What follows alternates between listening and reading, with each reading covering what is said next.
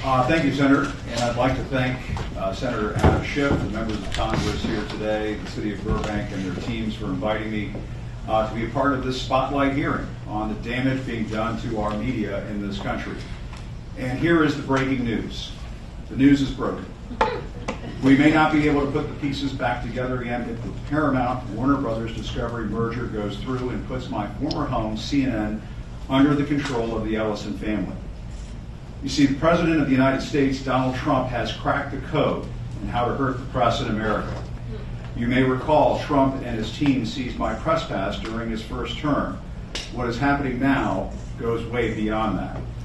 As a former White House correspondent, an anchor for CNN, and a former correspondent for CBS News, I can only report to you what I see with my own eyes. An assault on our freedom of speech and the free press in America by the most powerful man in the world, who is taking us all down the road of Putin or China-style, state-dominated or state-controlled media in this country, owned by the oligarchs in service to Trump and MAGA, all in the name of special treatment for the wealthiest Americans at the expense of everyone else. Ladies and gentlemen, the news does not belong to the oligarchs. It belongs to us. Take a look at this Truth Social post from Trump just last weekend. Under a banner that reads, "President Trump is reshaping the media," he boasts about defunding PBS and NPR, as well as forcing anchors and hosts out of the station's biggest TV networks. Trump brags he's gotten rid of the likes of Stephen Colbert, Lester Holt, Joy Reid, Chuck Todd, John Dickerson, and Terry Moran. It's funny that Trump is taking responsibility for these moves. Here I thought these were just, quote, programming decisions by the networks.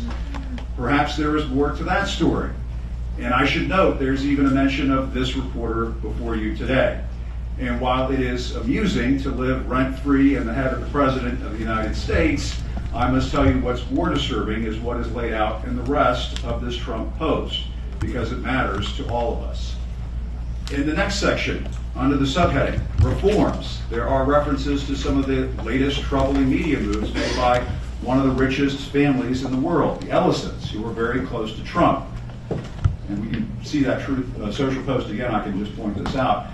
One of the reforms listed reads, "Save TikTok." Save TikTok. A nod to the Ellisons taking control of that popular social media platform. But go further. Under that logo, there are references to the new ownership of CNN and a news bias ombudsman for CBS. The Ellisons, who have recently purchased Paramount, parent company of CBS, are rapidly expanding their media empire by making what appears to be a successful bid to acquire Warner Brothers Discovery, which owns CNN.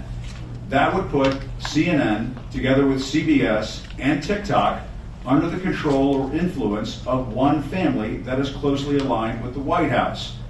Just go right down the row there, right down the line there. There you have it.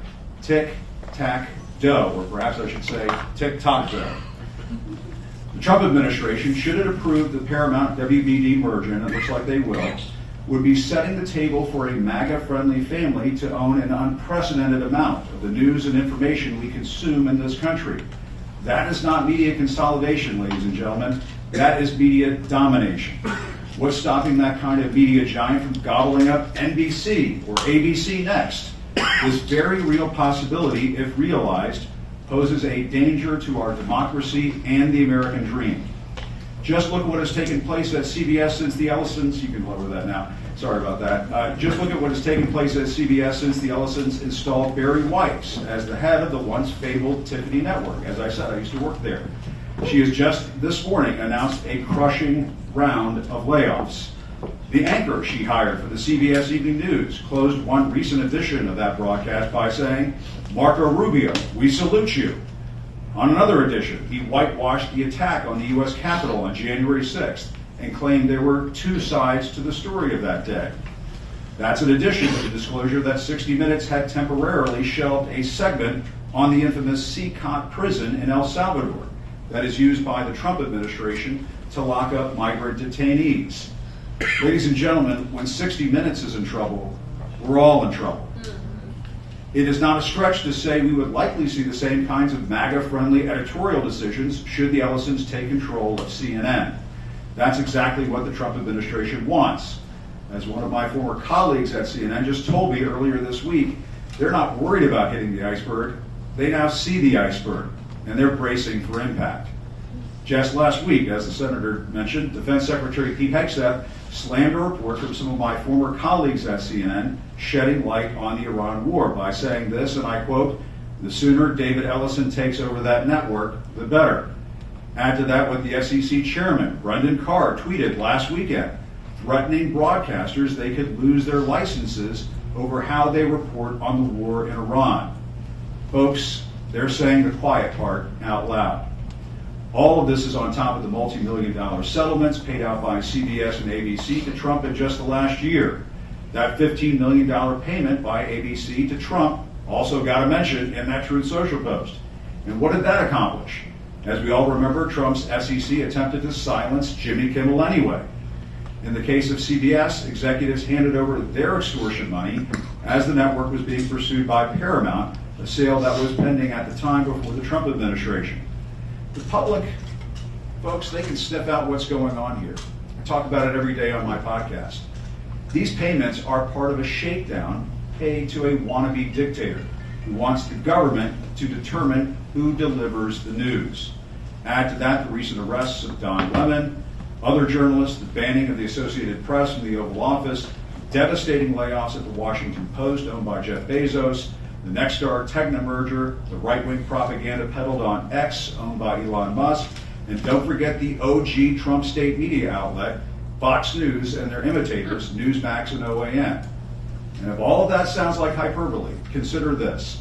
The respected expert on authoritarianism, Ruth Ben-Ghiat, recently told me Trump is consolidating the media at a rate that is far ahead where Vladimir Putin was during his early years in power.